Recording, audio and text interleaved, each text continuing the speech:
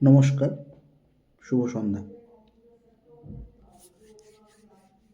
আমরা সাহিত্য দর্পণ সম্পর্কে আলোচনা করছিলাম মূলত।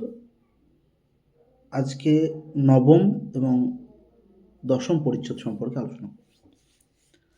তাহলে মোটামুটি আমাদের সাহিত্য দর্পণের যেগুলো নেট কেন্দ্রিত সেগুলো মোটামুটি হয়ে যাবে এখানে। আচ্ছা, তাহলে প্রথমে আমরা এর নবম পরিচ্ছেদ শুরু করছি।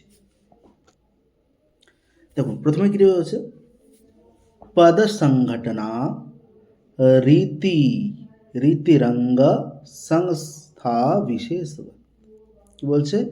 যে পদ সংঘটনা রীতিরঙ্গ সংস্থা বিশেষ, অর্থাৎ পদ মানে হচ্ছে শব্দ বা পদ, আমরা বলতে পারি। সংঘটনা মানে হচ্ছে সংযোজন বা একে বিন্যাস বলা হচ্ছে। তাহলে পদের বিন্যাস বা পদের সংযোজন বলছে রীতি। অঙ্গ, রীতি মানে হচ্ছে রীতি, অঙ্গ মানে হচ্ছে অঙ্গ, সংস্থা গঠন, বিন্যাস, বিশেষ মানে বিশেষ রূপের মতো। তাহলে দেখবেন যে রীতি জিনিসটা আমরা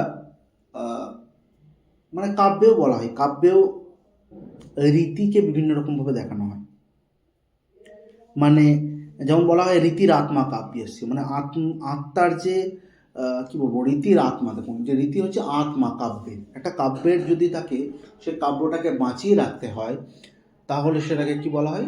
সেটাই আত্মায়। তো আত্মা না থাকলে তো আমাদের শরীর কি হবে? অচল হয়ে যাবে, তাই না?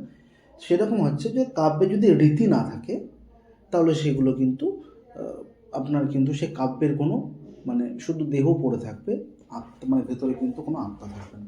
তাহলে এরকম এটাকেই বলছে যে পদগুলির বিশেষ বিন্যাস হচ্ছে রীতি। যেমন দেহের অঙ্গসমূহের বিশেষ গঠন থাকে, তেমনি হচ্ছে রীতি। হচ্ছে উপকারিণী রসাদীনাম। উপকারিণী মানে হচ্ছে উপকারিণী বা সহায়ক। এটা হচ্ছে কাব্যের ক্ষেত্রে সহায়ক। রসাদীনাম মানে রস প্রবৃত্তির। তাহলে রস প্রবৃত্তির উপকারিণী এই রীতি। আর কি না বলছে? রসাদীনামর্থাচ্ছ দার্থ শরীরস্য কাব্য রস্যাত্ম ভূতানাম। তাহলে রসাদীনাম, তাহলে রস প্রবৃত্তির কি? অর্থাৎ শব্দ অর্থ শরীরস্য, শব্দ অর্থময় দেহ বিশিষ্ট কাব্যস্য কাব্যের আত্মভূতানাম আত্মস্বরূপ উপাদানগুলি। অর্থাৎ তাহলে পুরোটা কি দাঁড়াচ্ছে? বলছে অর্থাৎ শব্দ ও অর্থময় কাব্য দেহের আত্মস্বরূপ রস প্রবৃত্তি। তাহলে দেখুন, প্রথমে কি বলছে? প্রথমে বলছে যে এই যে আত্মা, প্রথমে যে রীতির এই যে রীতি সম্পর্কে বলা হচ্ছে যে আমরা যদি কি বলি যে পদগুলি যখন আমি বিন্যস্ত করব, যখন সংযোজন করব, তখন যার রূপ ফলিত হবে সেটাই তো একটা কাব্যকে সৌন্দর্য বহন করছে।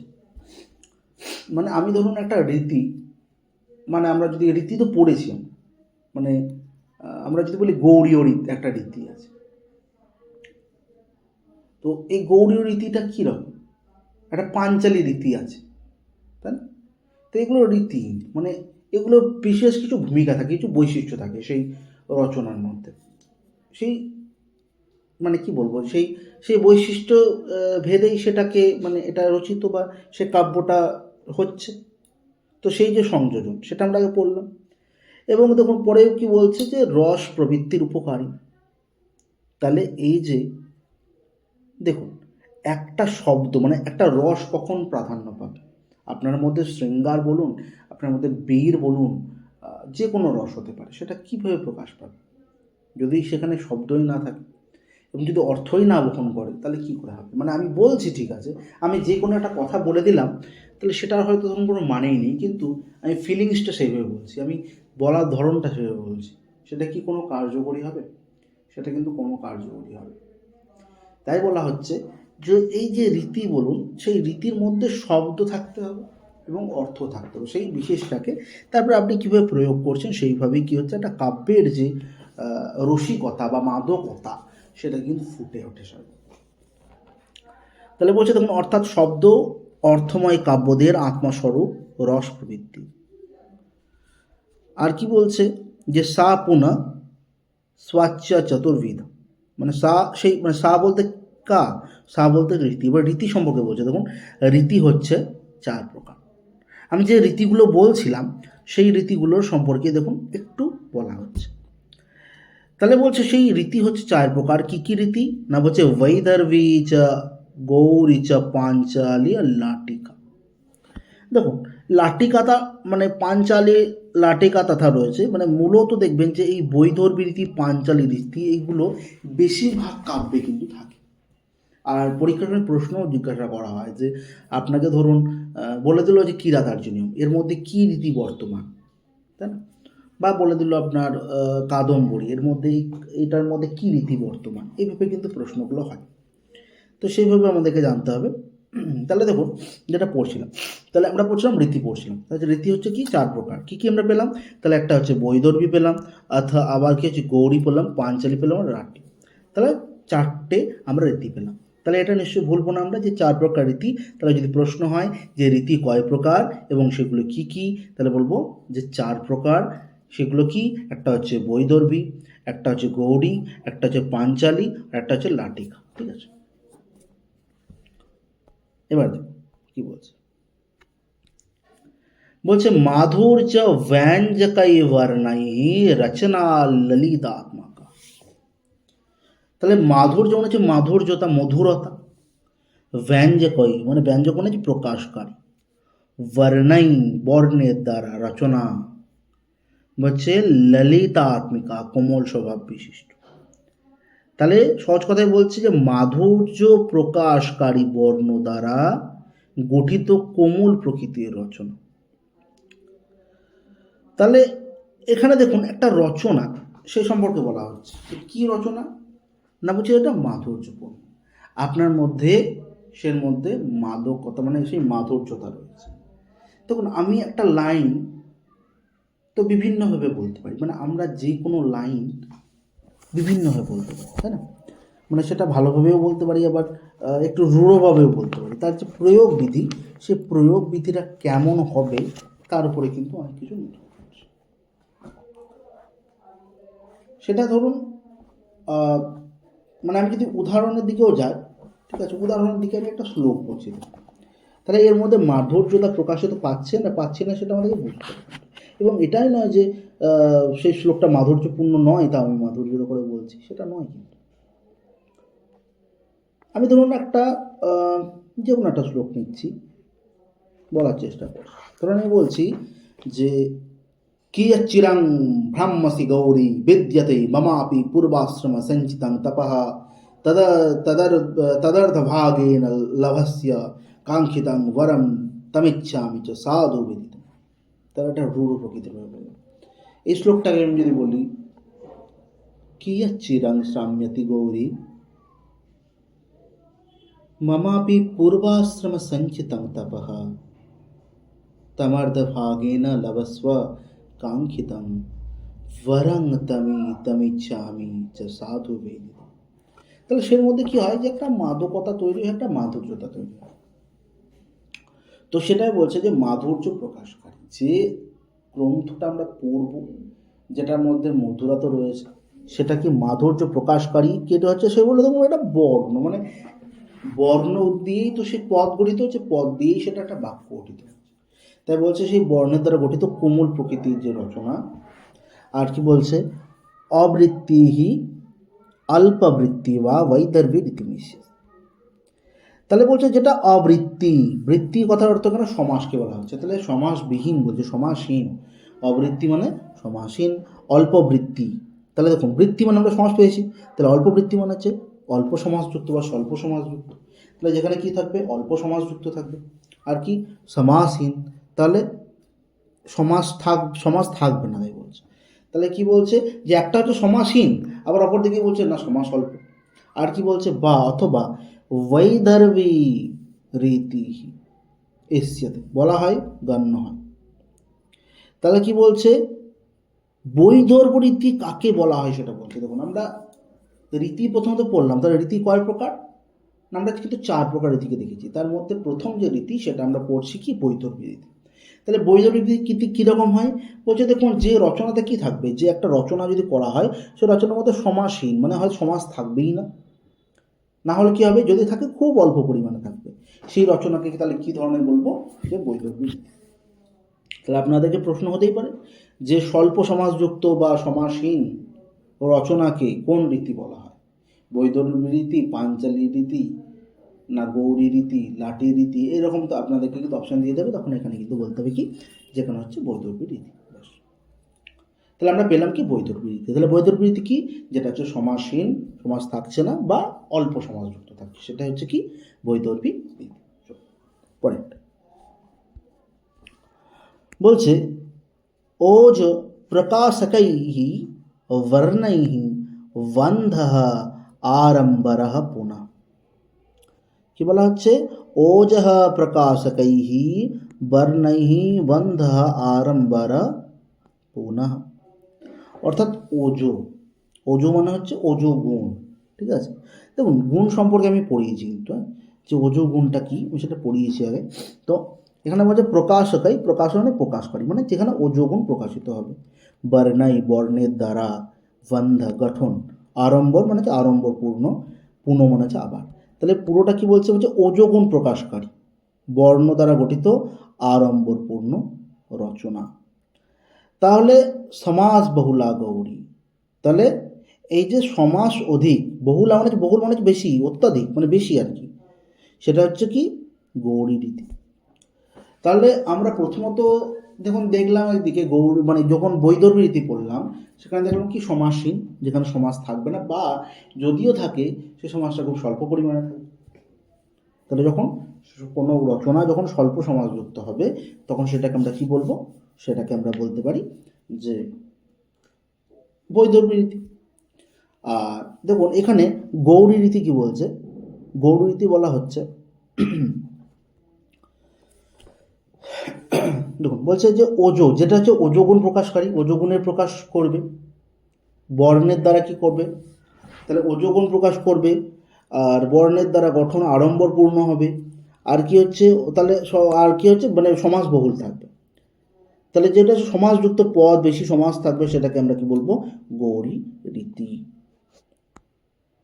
বলছে সমস্ত পঞ্চষট পদবন্ধ পাঞ্চালী কামতা, অর্থাৎ সমস্ত আমরা বলি না সমস্ত পদ, সে সমস্ত পদ থেকে মানে সমস্ত পদ কাকে বলা হচ্ছে, সমাসকেই বলা হচ্ছে, তাই তাই হচ্ছে সমাসযুক্ত, সমাস থাকবে। পঞ্চ পঞ্চ মানে হচ্ছে পাঁচ, ষট মানে হচ্ছে ছয়, পদ গঠন পাঞ্চালিকা গণ্য। তাহলে কি বলছে, সমাস তো থাকবে কিন্তু 5 বা 6 পদ বিশিষ্ট, মানে একটা পদ, দুটো পদ, তিনটে পদ, চারটে পদ, পাঁচটা পদ, এইভাবে ধরুন এই 5টা পদ ধরুন একসাথে থাকছে, বা 6টি পদ একসাথে থাকছে, ঠিক আছে। তাহলে এরকম যখন আমরা দেখছি যে 5টি পদ একসাথে থাকুক বা 6টি পদ একসাথে থাকুক, তখন কিন্তু সেটাকে বলা হচ্ছে পাঞ্চালী রীতি কিন্তু বলা হচ্ছে, এটা কিন্তু খেয়াল রাখতে, ঠিক আছে। তাহলে আমরা পারলাম, মানে এখানে কি পেলাম, যে 5 বা 6 পদ বিশিষ্ট সমাসযুক্ত রচনাকে আমরা কি বলবো, পাঞ্চালী রীতি। আচ্ছা, এরপরে কি বলছে, লাটি রীতি। লাটি কি বলছে, লাটি তু বৈদর্ভী পাঞ্চাল্য অন্তরস্থিতা, মানে লাটি হচ্ছে তু, কিন্তু রীতি হচ্ছে কি বৈদর্ভী, পাঞ্চালী মানে পাঞ্চালীর, তাহলে বৈদর্ভী পাঞ্চালীর অন্তর মানে মধ্যবর্তী অবস্থিত। তাহলে এর যে মাঝামাঝি যে অবস্থিত, সেই রীতিটাকে কি বলা হচ্ছে না, এখানে বলা হচ্ছে কি রীতি, আমাদের লাটি রীতি, ঠিক আছে। তাহলে পুরোটা দেখুন আমি আরেকবার বলছি, যে প্রথমত তাহলে কি পেলাম, এই যে নবম পরিচ্ছদে কিন্তু এই রীতি সম্পর্কেই মূলত ব্যাখ্যা করা হয়। তো সেই রীতি সম্পর্কে কি বলা হয়েছে, যে দেখুন রীতি হচ্ছে মূলত কয় প্রকার, যে 4 প্রকার। সেটা হচ্ছে, একটা হচ্ছে বৈদর্ভী রীতি, একটা হচ্ছে পাঞ্চালী রীতি, একটা হচ্ছে গৌড়ীয় রীতি, আর একটা হচ্ছে লাটি রীতি। এটা 4টে বলেছে। এই বৈদর্ভী রীতি সম্পর্কে কি বলেছে, যেখানে সমাসহীন মানে সমাস থাকবে না, বা সমাস থাকলেও খুব কম থাকবে, সেই রচনাকে আমরা বৈদর্ভী রীতি বলবো, সেই রচনাসমূহকে। গৌড়ী রীতি কি থাকবে না, গৌড়ী রীতি দেখলাম যে অধিক পরিমাণে থাকবে, যেখানে সেটা হচ্ছে কি মানে অধিক পরিমাণে কি থাকবে না, সমাস থাকবে, সেটাকে বলছে আমাদের গৌড়ী রীতি। আবার দেখুন অপরদিকে বলা হচ্ছে যে পাঞ্চালী রীতি সেখানে কি বলছে যে থাকবে, কিন্তু কি 5-6টা সমাসভুক্ত পদ, মানে একসাথে পদ জুড়ে থাকবে। আর লাঠি রীতি কি বলছে যে বৈদর্ভী রীতি এবং পাঞ্চালী রীতির যে মধ্যবর্তী যে অন্তর, মানে মাঝামাঝি যেটা, সেটাকে বলা হচ্ছে কি লাঠি রীতি। সারাংশতে দেখুন ছোট করে বলা হচ্ছে কি যে কাব্যে শব্দগুলির বিশেষ বিন্যাসকে তাহলে রীতি বলা হয়। মানে তখন আমরা পড়লাম যেটুকু সেটুকুই বলছে, কাব্যে যখন শব্দগুলির বিশেষ বিন্যাস হবে, তাহলে সেই কাব্যে শব্দগুলির বিশেষ বিন্যাসকে রীতি বলা হচ্ছে, যা রস প্রবৃত্তির উপকার করে। রীতি হচ্ছে 4 প্রকার, কি বৈদর্ভী, গৌড়ী, পাঞ্চালী, লাঠি রীতি। বৈদর্ভী কোমল বা মাধুর্যময়, এগুলো গুণ আসছে, মানে এগুলো গুরুত্বপূর্ণ, এগুলো আপনার বৈশিষ্ট্য, ঠিক আছে, যে একটা যে সেটার তার বৈশিষ্ট্য কি, মূল বৈশিষ্ট্য কি, সেটা বলা হচ্ছে। তাহলে আমরা পেলাম কি বৈদর্ভী কোমল বা মাধুর্যময়, গৌড়ী আড়ম্বরপূর্ণ সমাসবহুল, পাঞ্চালী মধ্য সমাসযুক্ত, আর লাঠি হচ্ছে বৈদর্ভী ও পাঞ্চালী মধ্যবর্তী শহর। বেশ, তাহলে আমরা মোটামুটি শেষ করলাম আপনাদের নবম পরিচ্ছেদ। এবার আমরা দশম পরিচ্ছেদে যাব। দশম পরিচ্ছেদে কি বলা হচ্ছে, বলছে শব্দার্থয়োঃ অস্থিরাঃ যে ধর্মাঃ শোভা নিশায়িনঃ রসাদীন উপকুর্বন্তঃ অলঙ্কারাঃ তে অঙ্গদা দিবত। তাহলে শব্দার্থ মানে শব্দ এবং অর্থের, মানে দ্বিবচন করা হয়েছে। অস্থিরা মানে যেটা অস্থায়ী। তাহলে কিসের অস্থায়ী, না শব্দের এবং অর্থের অস্থায়ী। কি, যেগুলি ধর্মা মানে যে সমস্ত ধর্ম রয়েছে। তাহলে কি, শব্দ এবং অর্থের অস্থায়ী যে ধর্ম, তাই তো। কি, শোভা অতিশায়িনঃ মানে যেটা হচ্ছে শোভা বৃদ্ধি করে। কি শোভা বৃদ্ধি করছে, না বলছে শব্দ এবং অর্থের যে অস্থায়ী যেগুলো কি হচ্ছে ধর্ম বা গুণ, যেটা হচ্ছে শোভা বৃদ্ধি করছে। কি, রসাদীন মানে হচ্ছে রস প্রবৃত্তিকে, উপকুর্বন্তঃ উপকার করে, অলঙ্কারাঃ মানে হচ্ছে অলঙ্কার, তে তারা, অঙ্গদা আদিবত অঙ্গাত মানে বাহুবন্ধ প্রবৃত্তির নেয়। তাহলে এখানে কি বলতে চাইছে দেখুন, যে অস্থায়ী গুণগুলো, যেগুলো স্থায়ী রূপে থাকছে না, যে গুণগুলো অস্থায়ী এবং শব্দ অর্থে শোভা বৃদ্ধি করছে, মানে কাব্যের তো বিভিন্ন গুণ থাকে, তো সেই গুণগুলো কি হচ্ছে যে একটা শব্দের মধ্যে থাকছে ধরুন, বা অর্থ কি হচ্ছে সেটা শুনতে ভালো করে দিচ্ছে, মানে শুনতে ভালো লাগছে, তো সেই বৃদ্ধি করছে, রস প্রবৃত্তির উপকার করছে। সেগুলো কি হচ্ছে অঙ্গদের মতো অলঙ্কার নামে পরিচিত। মানে আমাদের যেমন হচ্ছে অলঙ্কার পড়লে আমরা শোভাবর্ধক হয়ে যাই, দেখতে ভালো লাগে, সেরকম বা সেরকমই বলা হচ্ছে কি যে এইখানেও সেই অস্থায়ী গুণগুলো কিন্তু সেরকম কাব্যকে শোভাবর্ধক করবে। এবার আমরা চলে যাব যে এখানেও দেখুন অলঙ্কার সম্পর্কে কিন্তু আলোচনা করা হয়েছে। অলঙ্কার আমরা বলেছি এমনিতে, কিন্তু অনেক কিছু মিল আছে, আমি বলেছি আগে যে সাহিত্য দর্পণ এবং কাব্য প্রকাশের মধ্যে বহু মিল রয়েছে, সেটা আমরা বলছে অনুপ্রাসঃ শব্দ সাম্যং বৈষম্য अपि স্বরস্যং যৎ। কি বলছে, অনুপ্রাসঃ বলেছে অনুপ্রাস শব্দ সাম্যং মানে শব্দের সাদৃশ্য, বৈষম্য अपि মানে ভিন্নতা থাকবে, বৈষম্য মানে হচ্ছে বৈষম্যতা, বিসাদৃশ্য আর কি, ভিন্নতা থাকলেও, স্বরস্য স্বরের যৎ যা, মানে এখানে সহজ কথা বলছে স্বর ভিন্ন হলেও ব্যঞ্জনের সাদৃশ্য থাকাতে অনুপ্রাস বলে। মানে স্বর আলাদা থাকতে পারে, সেখানে আমার কোনো অসুবিধা নেই, মানে স্বরবর্ণ সেখানে আলাদা থাকতেই পারে, কিন্তু যদি ব্যঞ্জন বর্ণ একই থেকে যায় সেটাকেই বলছে অনুপ্রাসের, সেটা ক্যাটাগরিতে চলে আসে আর কি। এখানে কিন্তু কঙ্কাল কি বলছে যে ছেকঃ ব্যঞ্জন সংঘস্য সক্রিয় সাম্যম অনেকথা। ছেক অনুপ্রাস বলছে ব্যঞ্জন সংঘর্ষ মানে ব্যঞ্জন সমষ্টি, মানে অনেকগুলি, সমষ্টি মানে যে বেশি আর কি। সক্রিয় মানে হচ্ছে একবার, সাম্য মানে সাদৃশ্য, তাহলে সক্রিয় মানে হচ্ছে একবার, সাম্য মানে হচ্ছে সাদৃশ্য, অনেকধা মানে হচ্ছে বহু প্রকার। তাহলে সহজ কথায় কি বলছে, ব্যঞ্জন সমষ্টির যে ব্যঞ্জন আছে একবার বহু প্রকার সাদৃশ্যকে ছেক অনুপ্রাস বলে। তাহলে একবার বহু প্রকার যে সাদৃশ্য, মানে একবার হতে পারে বা অনেক প্রকার যে সাদৃশ্য আমরা মিল দেখবো, সেটাকে কি বলছে, ছেক অনুপ্রাস বলছে।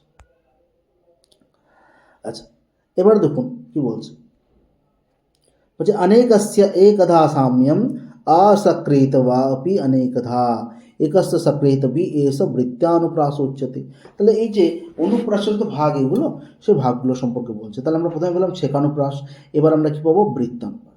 বৃত্তানুপ্রাস কি বলছে যে অনেক আসছে মানে অনেক, অনেক কি অনেক না মনে হচ্ছে অনেক ব্যঞ্জনে, বহু ব্যঞ্জনে, একধা মানে একভাবে, সাদৃশ্য মানে মিল, অসকৃত মানে হচ্ছে বহুবার, একস্য একটির, সকৃত একবার, বৃত্তি হচ্ছে কি উচ্চতে না বৃত্তানুপ্রাস রূপেণ উচ্চতে। তাহলে সেটাকে বলছে বৃত্তানুপ্রাস বলা হচ্ছে। কিসে বৃত্তানুপ্রাস বলছে বহু ব্যঞ্জনের একরূপ বা বহুরূপ সাদৃশ্য, মানে একবার আমরা মিল পেতে পারি বা হচ্ছে কি বারবার মিল পেতে পারি, অথবা এক ব্যঞ্জনের একবার সাদৃশ্য, ঠিক আছে, এইসব বৃত্তিকে বলছে অনুপ্রাস বলছে। আমি অনুপ্রাস যেহেতু আগেই পড়েছি সেগুলো এইগুলো আর অত ডিটেললি কোনো করছি না, আমি ছোটো ছোটোর দিকে যাচ্ছি। দেখো আচ্ছা,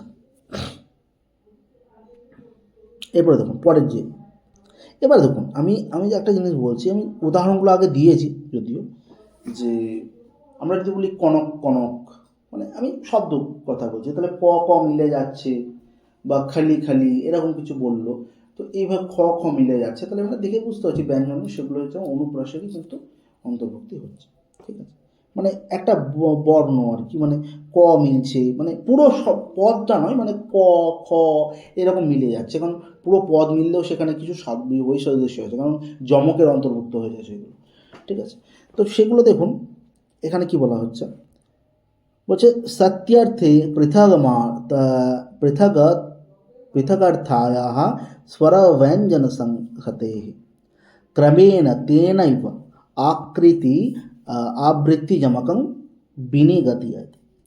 তাহলে সত্য অর্থে অর্থযুক্ত হলে, অর্থপূর্ণ হলে, কি পৃথক অর্থায়া মানে ভিন্ন অর্থ বিশিষ্ট, আলাদা অর্থ বিশিষ্ট, কি স্বর ব্যঞ্জন সংঘাতে, স্বর এবং ব্যঞ্জনের সংঘাতি মানে হচ্ছে এখানে সমষ্টি। তাহলে স্বর এবং ব্যঞ্জনের সমষ্টির কি না ক্রমেণ, ক্রমেণ মানে হচ্ছে একই ক্রমে, আবৃত্তি মানে পুনরাবৃত্তি, যমক মানে যমক যেটা সেটা কিন্তু বলছে, মানে এই কথাই বলছে যে ভিন্ন অর্থযুক্ত, মানে ধরুন দুটো পদ আছে, এই যে আমি বললাম না মানে কানাক কানাক বললাম, তো ওই কানাক কানাক মানে হচ্ছে যে মানে পুরো পদটা নয়, যদি ক ক মিলে যায় খ খ মিলে যায় তখন সেটাকে আমরা কি বলছি যে অনুপ্রাস। ঠিক আছে, কিন্তু পুরো পদ দেখুন, যেমন কনক কনক বলছি, ক ন ক লিখছি, আর একটা হচ্ছে ক ন ক। তাহলে দুটো লাইনে দেখবেন যে অর্থ কোনো আলাদা হচ্ছে, একটা কনকের অর্থ হচ্ছে যে সোনা, আর একটা কনকের হচ্ছে ধুতুরা ফুল। ঠিক আছে, এইরকমভাবে যখন অর্থ দেখবেন যে আলাদা হয়ে যাবে, সেটাকে কিন্তু কি বলছে আমাদের যমক অলঙ্কারে সেটা অন্তর্ভুক্ত হবে। আর বলছে শ্লিষ্টৈহি পदैहि अनेक अर्थ अभिधाने শ্লেষ ইষ্যতে। শ্লিষ্ট, শ্লিষ্ট মানে বলছে যুক্ত বা বহু অর্থাযুক্ত, মানে বহু অর্থাযুক্ত মানে বহু অর্থ যুক্ত, তাহলে কি দাঁড়ালো যুক্ত, বহু অর্থযুক্ত, পदैहि পদের দ্বারা, অনেক অর্থ বহু অর্থ অভিধানে মানে প্রকাশে শ্লেষ মানে শ্লেষ বলা হচ্ছে। তাহলে শ্লেষ অলঙ্কার কখন বলা হচ্ছে, একই পদ দ্বারা বহু অর্থ প্রকাশ করলে, যখন একটা পদ দ্বারা মানে অর্থ প্রকাশ হবে, বিভিন্ন অর্থ, মানে ধরুন একটা কি বলছে গোটা পদের দ্বারা, তো সেখানে কি হবে যে দুটো দুটো অর্থ দেখবেন যে চেঞ্জ হয়ে, পুরোই অর্থ চেঞ্জ হয়ে যাচ্ছে, সেটা কিন্তু শ্লেষ অলঙ্কার হয়ে যাবে। ঠিক আছে, মানে আমি যদি এখন বলি ধরুন যে এখন তো দোলের সময়, তো আমার প্রিয় তো বাইরে আছে, আমার যে মানে পতিদেব তিনি বাইরে আছেন, তিনি দোলের সময় কি আসবেন না, মানে দোলের সময় আসবেন না, এই যে আসবেন না বলছেন, আবার কি বলছেন ঘুরে এটা বলছেন যে এখন তো বসন্তের সময়, দোলের সময় আমার স্বামী কি আসবেন না, মানে অবশ্যই আসবেন। এই দেখুন দুটো অর্থ প্রকাশ হচ্ছে, তাহলে অর্থ প্রকাশে কিন্তু বহু অর্থ প্রকাশ হবে, যখন সেটা কি যে শ্লেষ অলঙ্কার। বেশ, এবার দেখুন কি বলছে, বর্ণ প্রত্যয় লিঙ্গ প্রকৃতি পদ বিভক্তি বচন ভাষা এতেষাম শ্লেষাৎ অষ্ঠতা সহ। তাহলে বর্ণ, বর্ণ হচ্ছে বর্ণ, প্রত্যয় প্রত্যয়, লিঙ্গ মানে লিঙ্গ, প্রকৃতি মূল শব্দ, প্রকৃতি মানে হচ্ছে মূল শব্দ, পদ পদ, বিভক্তি वचन, ভাষা, অষ্টধা, মানে 8 প্রকার। তাহলে এখানে 8 প্রকার কি বলছে, যে শ্লেষ আবার 8 প্রকার হচ্ছে। তাহলে শ্লেষকে জিজ্ঞাসা করবে কিন্তু যে শ্লেষ কয় প্রকার, 8 প্রকার। কি কি না হচ্ছে বর্ণ, প্রত্যয়, লিঙ্গ, প্রকৃতি, পদ, বিভক্তি, বচন আর ভাষা। আচ্ছা, তাহলে এখানে দেখুন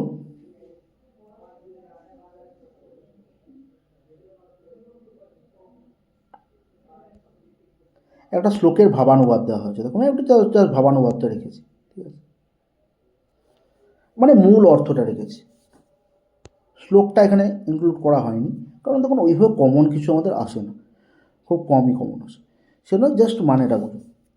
তাহলে এখানে আমরা একটা জিনিস বলছিলাম, সেই রকমই একটা দেওয়া হয়েছে। দেখুন প্রেমিকারা প্রিয়জনের স্মরণে নিমগ্ন, মানে একজন প্রেমিকা রয়েছে, তিনি কি হচ্ছে প্রেমিকার স্মরণেই, মানে মনের তাকেই মনে করছে। মধুর গন্ধে আকৃষ্ট ভ্রমর, কোকিলের কলরব, বসন্তের প্রভাবে দিনগুলি কষ্টে কাটছে। তাহলে এটা একটা বলছে কি, যে বসন্ত বর্ণনা। আর এইদিকে বলছে শ্রীকৃষ্ণ নব পল্লবযুক্ত বন, বিকশিত পদ্ম, কোমল লতা, সুগন্ধময় বসন্ত দেখলেন। তাহলে এরকম কি বলতো, বসন্তের কথাও কিন্তু বলা হচ্ছে। তাহলে এখানে দেখুন যে শ্রীকৃষ্ণ নবপল্লবযুক্ত বন, বিকশিত পদ্ম, কোমল লতা, সুগন্ধময় কি হলো, বসন্ত দেখলেন। তাহলে এইখানে দেখুন যে সুগন্ধময়তা, তাহলে শ্লেষ যে এখানে দেখুন নিচে আমি যাচ্ছি, তাহলে বলছি এখানে কি বলছে দেখুন, যে ভাগ্য বা চন্দ্র প্রতিকূল হলে বহু উপায়ও ব্যর্থ হয়। তাহলে আপনার জীবনে যদি ভাগ্য ঠিক থাকে, প্রতিকূল থাকে, ভাগ্য বা চন্দ্র কি বলছে, প্রতিকূল হলে মানে আপনার অপোজিট হলে, আপনার অপোজিট দিকে বললে, আপনার ঠিকঠাক না হলে বহু উপায়ও ব্যর্থ হয়, মানে আপনার যেটা চেষ্টা সেটা ব্যর্থ হচ্ছে। অস্তগামী সূর্যের হাজার রশ্মিও তাকে রক্ষা করতে পারে। তাহলে অস্তগামী সূর্য কী হয়, যখন ডুবে যায় তখন সেই রশ্মি আপনাকে কী করে রক্ষা করে, সেটাই বলা হচ্ছে। আর উপরের যে উদাহরণ দেখুন, সেটা এটা শ্লেষ, মানে শ্লেষের আমি একটা অর্থ প্রকাশ করেছি। আমি জাস্ট কেন বলছি দেখুন, তো কাব্য প্রকাশ অনুযায়ী কিন্তু আমাদের এইগুলো পড়তে হয়, ঠিক আছে, কাব্য প্রকাশ অনুযায়ী কিন্তু আমাদের অলঙ্কারগুলো পড়তে হয়, মানে নেটের জন্য বলছি। তো সেই জন্য আমি কিন্তু কাব্য প্রকাশেই দেখবেন যে নেটের আমি অনুযায়ী সবগুলো পড়িয়ে দিয়েছি। আমি সেই জন্য এইগুলো তার বেশি বলিনি, একটু শর্টকাটে বলে দিলাম, সার সংক্ষেপ একটু বললাম, যে আরও অলঙ্কার রয়েছে কিন্তু এখানে অলঙ্কার ইনক্লুড করছি না, আর বেশি বলছি না। তাহলে এখানে দেখুন আগের মানেটা যেটা দাঁড়িয়েছিল, যে প্রেমিকারা প্রিয়জনের স্মরণে নিমগ্ন। তাহলে একজন প্রেমিকা কী করছেন, যার প্রিয়তমার কথা চিন্তা করে করে সে হচ্ছে সেটা ভাবছেন, এবং মধুর গন্ধে আকৃষ্ট ভ্রমর, মানে ভ্রমর কী করে, যে মধুর সংগ্রহ করে বেড়ায়। আর কি করে, কলরব ও বসন্তের প্রভাবে, মানে কী হচ্ছে, কলরব করছে, কোকিল কুহু কুহু করছে, দিনগুলো কষ্টে কাটছে। তাহলে কষ্টে কাটছে মানে হচ্ছে প্রিয়ার যে দেখুন এখানে বেদনা দাঁড়াচ্ছে, তাহলে এখানে অর্থও কিন্তু প্রকাশ পাচ্ছে ভিন্ন রকম। মানে একদিকে কি হচ্ছে, একদিকে একটা সহজভাবে কষ্ট প্রকাশ পাচ্ছে কি, যে স্মরণ করছে, এবং প্রিয়তমাকে স্মরণ করছে, প্রেমে আকৃষ্ট হচ্ছে, কোকিলের কলরব বসন্তের প্রভাবে একটা দিন কাটছে। এটা হচ্ছে নর্মাল অর্থ, কিন্তু ভেতরের অর্থ কি, ভেতরের অর্থ হচ্ছে যে প্রেমিকা যিনি ভাবছেন সে কি হচ্ছেন, সেরকমই কিন্তু সেই ভ্রমরের মতোই ছোঁয়া পেতে চাইছেন। মানে এখানে কিন্তু সেই নায়িকাকে মানে কি বলবো, যে ফুলের সঙ্গে তুলনা করা হচ্ছে, ভ্রমর এবং তার স্বামীর সম্পর্কে তুলনা করা হয়েছে, যে তিনিও আসবেন, এরকম অর্থ। যাই হোক, যমক অলঙ্কারে দেখুন শ্রীকৃষ্ণ নবপল্লবযুক্ত বন, বিকশিত পদ্ম। তাহলে শ্রীকৃষ্ণ হচ্ছে নবপল্লবযুক্ত বন, বিকশিত পদ্ম, কোমল লতা, সুগন্ধময় বসন্ত দেখলেন। তাহলে এখানে কে দেখছেন, শ্রীকৃষ্ণ দেখছেন, ঠিক আছে। তাহলে এটা একটা উদাহরণ জাস্ট বলা হচ্ছে, কিন্তু এখানে সংস্কৃত উদাহরণের জন্য, মানে যখন সংস্কৃত উদাহরণ দেবে তখন আমরা বুঝবো, ঠিক আছে। এখানে জাস্ট বঙ্গার্থটা দিয়েছি, মানে আমি যমকটা যেহেতু আপনাদেরকে আগেই পড়িয়েছি সেই জন্য এটা নিয়ে আর কিছু বিস্তারিত আলোচনা করছি না। তখন দেখুন দুটো পদ, মানে একটার অর্থ হচ্ছে কি, মানে একটা হচ্ছে নবপল্লবম, নবপল্লব মানে হচ্ছে নবপল্লব যুক্ত হয়তো, ঠিক আছে। আবার দেখবেন যে নবপল্লবম মানে এটা আবার হচ্ছে তার কি হচ্ছে, নবপল্লব মানে হচ্ছে সুগন্ধ অর্থ বোঝায়, ঠিক আছে। তো এই রকম দুটো অর্থ, মানে দুটো লাইনে আলাদা আলাদা একই সব পদ থাকলে তার অর্থ ভিন্নতা হয়, সেটাই হচ্ছে যমক অলঙ্কার, ঠিক আছে। এবার সার সংক্ষেপে দেখুন, এই যে 4টে অলঙ্কার ছোট করে বলা হলো সেটা। তাহলে অলঙ্কার কী বলছে? শব্দ অর্থের শোভা বৃদ্ধি করবে। তাহলে অলঙ্কার কী করছে? যে আপনার কোনো শব্দের বা অর্থের কী হচ্ছে? তার শোভাবর্ধককারী। অনুপ্রাস কী হচ্ছে? দেখুন ব্যঞ্জন সাদৃশ্য, স্বর সাদৃশ্য নয় কিন্তু মাথায় রাখবেন, যে ব্যঞ্জনের মধ্যে যদি পার্থক্য পরিলক্ষিত হয় তখন সেটাকে বলা হচ্ছে। ইয়ামক কী হচ্ছে? একই ধ্বনি এবং হচ্ছে ভিন্ন ধ্বনি, ঠিক আছে? ভিন্ন, একই ধ্বনি ভিন্ন অর্থ, মানে একই ধ্বনি থাকবে দুটোতে, কিন্তু আমি বললাম আলাদা আলাদা অর্থ হবে। আর শ্লেষ আমি আগেই বলেছি যে এক অর্থে বহু অর্থ, মানে একটা ভাবছি কিন্তু সেই অর্থটা কিন্তু অন্যদিকেও প্রকাশ পাচ্ছে। তো এই হচ্ছে আমাদের মূলত সাহিত্য দর্পণের পাঠ, এটুকুই ছিল, ছোটোর মধ্যে আজকে শেষ করলাম আমরা। আচ্ছা, এরপরে আমরা যখন ক্লাস শুরু করবো, আপাতত কাব্যের বিষয়গুলো বন্ধ রাখছি, যেহেতু আমাদের সাংখ্যকারিকা একটা, মানে দর্শনের পাঠটা গ্রন্থ বিশেষ একটাই হয়েছে, মানে মানে সামান্য পরিচয় তো আমি পড়িয়ে দিয়েছি, অনেক আগেই পড়িয়েছি, কিন্তু যেহেতু আপনাদের আমি এমনি পড়াইনি, মানে হচ্ছে যে গ্রন্থগুলো পড়াইনি, তো আমি শুরু করবো এবার। প্রথমত তাহলে আমাদের একদিকে তো হয়ে গেল যে আপনার সাংখ্যকারিকা হয়ে গিয়েছে, এরপরে আমরা অন্য কোনো কিছু একটা ধরবো, 2-3টে টপিক আমি ওটা থেকে আগে দর্শনের বিভাগগুলোতেও শেষ করবো, কারণ দর্শন থেকেও দেখুন প্রচুর প্রশ্ন আসে, নেটের ক্ষেত্রে কিন্তু দর্শন থেকেই মূলত বেশি প্রশ্নটা দেওয়া হয়। যাই হোক, আজকে মোটামুটি তাহলে আমরা ক্লাসটা এটুকুই রাখছি, সংক্ষিপ্ত সারিয়ে রাখলাম। পরের দিনের ক্লাসটা আমরা দর্শন থেকে শুরু করব। ধন্যবাদ।